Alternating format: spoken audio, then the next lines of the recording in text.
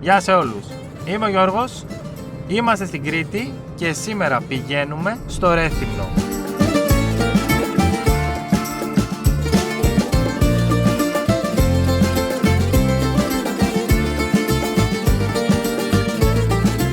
Clossenlords, it's not just a lesson, it's your journey. Σήμερα δεν πηγαίνουμε σε κάποια θάλασσα, αλλά θα πάμε στη λίμνη Κουρνά. Είναι πολύ δημοφιλής στην περιοχή και λένε ότι είναι πανέμορφη. Πάμε να δούμε. Η λίμνη Κουρνά είναι η μοναδική φυσική λίμνη γλυκού νερού στην Κρήτη. Αν και βρίσκεται πολύ κοντά στη θάλασσα, το νερό της είναι γλυκό και φιλοξενεί χελώνες, πάπιες και πολλά είδη πουλιών. Αν θέλεις, μπορείς να νοικιάσεις θαλάσσιο ποδήλατο και να κάνεις βόλτα πάνω στη λίμνη απολαμβάνοντας το τοπίο. Πόσο περίεργα να νιώθουν οι πάπιες που έχει τόσο κόσμο που κολυμπάει δίπλα τους. Είναι πάρα πολύ φιλικές πάντως. Αυτή είναι λοιπόν η λίμνη Κουρνά. Αξίζει να σταματήσετε αν περάσετε από εδώ, γιατί έχει και πολλά μαγαζιά που μπορείτε να καθίσετε για φαγητό και είναι σχετικά κοντά στο Ρέθυμνο. Είμαι εδώ τώρα με τον φίλο μου, τον Γεράσιμο, ο οποίος ζει μεταξύ Φλόριντα, Ουαλίας και Κρήτης. Και θα μας πει τι του αρέσει σε αυτά τα μέρη και γιατί προτιμάει φυσικά την Κρήτη. Μεγάλωσα στο Μαϊάμι, γι' αυτό μου αρέσει πολύ η οικογένεια μου εκεί, η θάλασσα, η ζωή εκεί. Για διακοπές είναι τέλεια. Εγώ μένω στην Ουαλία που δουλεύω, γι' αυτό είναι καλό. Και στην Κρήτη η ιστορία, η οικογένεια, οι θάλασσες είναι καταπληκτικές. Γι' αυτό μου αρέσει να έρθω εδώ κάθε καλοκαίρι και για το φαγητό. Αν τα βάλεις σε μια σειρά, like 1, 2, 3, τι θα έλεγες? Τώρα Κρήτη πρώτα. Πρώτα και μετά Μαϊάμι και μετά Ουαλία. Αλλά μην το πεις σε ένα Welsh person, παρακαλώ. Συνεχίζουμε. Αυτή εδώ είναι η είσοδος της παλιάς πόλης του Ρεθύμνου και βλέπουμε ότι εδώ η αισθητική μοιάζει πολύ με τα Χανιά. Πάρα πολλά μικρά μαγαζιά δεξιά και αριστερά, τουριστικά μαγαζιά. Σε όσους φίλους μου ρώτησα μου είπαν ότι είναι ένα δίλημμα αυτό, ποια πόλη είναι πιο ωραία στην Κρήτη. Το debate είναι μεταξύ Χανίων και Ρεθύμνου. Πολλοί λένε τα Χανιά, άλλοι λένε το Ρέθυμνο. Οι απόψεις δίστανται. Το Ρέθυμνο θεωρείται μία από τις πιο καλοδιατηρημένες ενετικές πόλεις της Ελλάδας. Γι' αυτό βλέπεις παντού στενά σοκάκια, ξύλινα μπαλκόνια και παλιά αρχοντικά. Στην παλιά πόλη του Ρεθύμνου συνυπάρχουν ενετικές και οθωμανικές επιρροές. Μπορείς να δεις μιναρέδες δίπλα σε βενετσιάνικα κτίρια μέσα στην ίδια γειτονιά. Γεράσιμε στην Αμερική τα Χανιά, ας πούμε, και το Ρέθυμνο είναι γνωστά. Όχι τόσο πολλά. Δηλαδή αν ρωτήσεις κάποιον και του πεις θα πάω το καλοκαίρι στα Χανιά, θα ξέρει? No way. Γεράσιμος λέει ότι δεν θα ξέρει. Εδώ βλέπουμε το φάρο. Έξω από κάθε μαγαζί υπάρχουν κάποιοι άνθρωποι που προσπαθούν να σε πείσουν να καθίσεις στο μαγαζί τους. Αυτούς τους λέμε κράχτες στα ελληνικά. Επειδή κράζουν, σε φωνάζουν δηλαδή, κράζουν το μαγαζί στην ουσία, το διαφημίζουν για να καθίσεις. Και από εδώ είναι η παραλία με τα beach bar και βλέπετε κατευθείαν πώς αλλάζει το στυλ, που είναι έτσι πιο πάρτι, πιο διασκεδαστικό.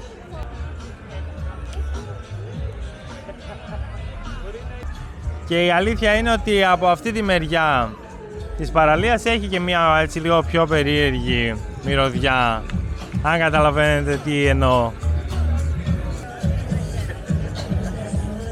Mexican sushi, fusion κουζίνα, αυτά είναι πράγματα που πραγματικά πρέπει να τα εκτιμάς σε μια πόλη. Όταν έχεις δηλαδή απ' όλα. Το Ρέθυμνο έχει επίσης ένα από τα μεγαλύτερα και πιο γνωστά καρναβάλια της Ελλάδας. Αυτή η φράουλα είναι ένα άρμα από κάποιο παλιό καρναβάλι.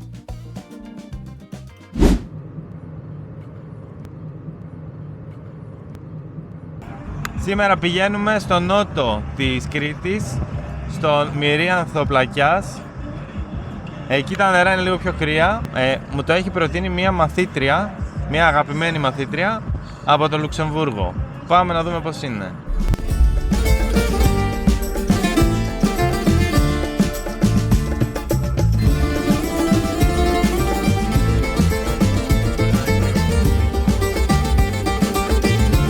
Υπάρχει ένα pattern εδώ.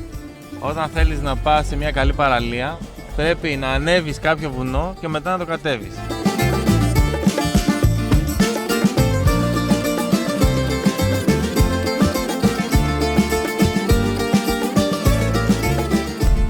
Λοιπόν, πριν πάμε στην παραλία, θα σταματήσουμε σε ένα μικρό εκκλησάκι που υπάρχει εδώ στην κορυφή του βουνού και είναι προς τιμή του Αγίου Παϊσίου.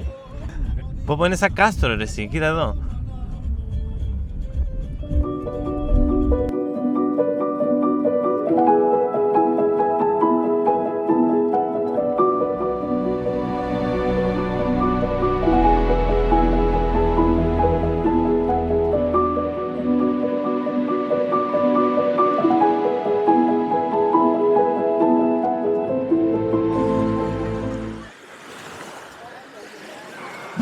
Να και ο Ντιέγκο σε έναν random τοίχο στο Ρέθυμνο. Αυτό είναι το δημοτικό πάρκο του Ρεθύμνου. Ακούτε τα τζιτζίκια. Ξέρετε ότι ο ήχος των τζιτζικιών είναι ένα ερωτικό κάλεσμα για να ζευγαρώσουν πριν πεθάνουν. Οπότε βλέπετε τι γίνεται εδώ. Μεγάλο ερωτικό κάλεσμα. Στο κέντρο το πρωί της Κυριακής φαίνεται δεν έχει πολλή κίνηση. Λογικό γιατί έχει αρκετή ζέστη και οι περισσότεροι είναι στη θάλασσα. Θέλουμε να ευχαριστήσουμε και τους καταπληκτικούς μας patrons που μας στηρίζουν για να κάνουμε βιντεάκια σαν και αυτό. Με μόλις $5 το μήνα μπορείτε να γίνετε και εσείς μέλη της κοινότητάς μας στο Patreon. Καθώς περπατάμε εδώ μέσα στα μικρά σοκάκια στο Ρέθυμνο, είναι λίγο σαν λαβύρινθος, χάνεσαι σχετικά εύκολα, ειδικά εγώ που δεν είμαι καλός στον προσανατολισμό, και υπάρχουν πάρα πολλά βενετσιάνικα και οθωμανικά αρχοντικά, το ίδιο που βλέπαμε δηλαδή και στα Χανιά. Υπάρχει δηλαδή έτσι ένα blend, ας πούμε, αρχιτεκτονικής στους δρόμους. Και πάμε τώρα να φάμε ένα μικρό brunch, να ξεκινήσουμε με ενέργεια. Λοιπόν, έχουμε πάρει ένα ταπεινό πρωινό για 2 άτομα. Ομελέτα, σαντουιτσάκι, κρουασανάκια, βάφλες, γιαούρτι. Εγώ θα τα φάω όλα. Δεν θα μείνει τίποτα στο τέλος. Το μαγαζί εδώ λέγεται στο Καρφί και στο Πέταλο. Και ακριβώς απέναντι έχει ένα άλλο μαγαζί που λέγεται στα Πεταλάδικα. Αυτά τώρα είναι καφετέριες, αλλά παλιότερα φαντάζομαι σε αυτή την περιοχή κάνανε πέταλα. Τώρα πηγαίνουμε στη Φορτέτζα του Ρεθύμνου, που είναι αυτό το βενετσιάνικο κάστρο, ίσως το πιο iconic μνημείο εδώ στην πόλη του Ρεθύμνου. Τώρα είμαστε μέσα στο φρούριο, το οποίο είπαμε είναι ένα βενετσιάνικο κάστρο. Είναι στο ψηλότερο νομίζω σημείο εδώ στο Ρέθυμνο, είναι στο Λόφο. Και παλιότερα εδώ πέρα ήταν η Ακρόπολη της αρχαίας Ρεθύμνης. Σε κάποια φάση γύρω στον 16ο αιώνα η πόλη λαιλατήθηκε από έναν Αλγερινό πειρατή και δημιουργήθηκε η ανάγκη για να φτιάξουν οχύρωση εδώ πέρα στην πόλη. Οπότε φτιάχτηκε αυτό το πολύ μεγάλο κάστρο, το οποίο μπορούσε να χωρέσει σε περίπτωση επίθεσης τον πληθυσμό ολόκληρης της πόλης. Φαίνεται ότι είναι πάρα πολύ μεγάλο. Η Φορτέτζα Ρεθύμνου χτίστηκε από τους Ενετούς τον 16ο αιώνα για να προστατεύει την πόλη από πειρατές και επιθέσεις των Οθωμανών.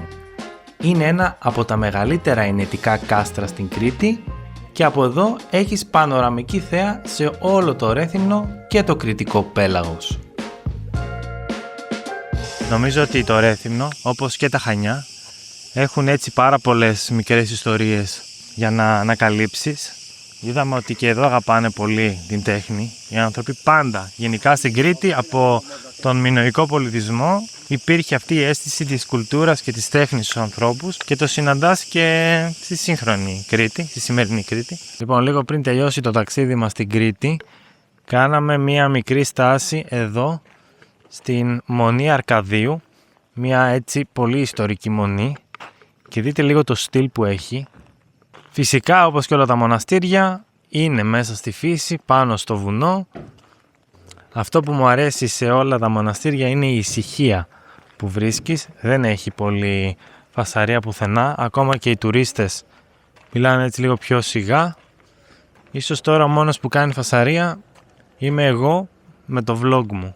Το μοναστήρι εδώ υπήρξε το επίκεντρο της επανάστασης της Κρήτης για να απελευθερωθεί από τους Οθωμανούς. Το 1866 πολιορκήθηκε για 3 μέρες η μονή και τότε οι πολιορκημένοι αποφάσισαν να ανατινάξουν την πυρητιδαποθήκη. Πολλοί προφανώς πέθαναν, όμως αυτό το γεγονός συγκίνησε την ευρωπαϊκή κοινή γνώμη και βοήθησε ώστε αργότερα να ενσωματωθεί η Κρήτη στην Ελλάδα. Έχει ένα πολύ ξεχωριστό στυλ για ελληνικό μοναστήρι. Θυμίζει λίγο μεσαιωνικό κάστρο. Με αυτές λοιπόν τις πανέμορφες εικόνες από τη μαγική Κρήτη σας αποχαιρετάμε. Να περνάτε καλά και να μιλάτε ελληνικά. Τα λέμε!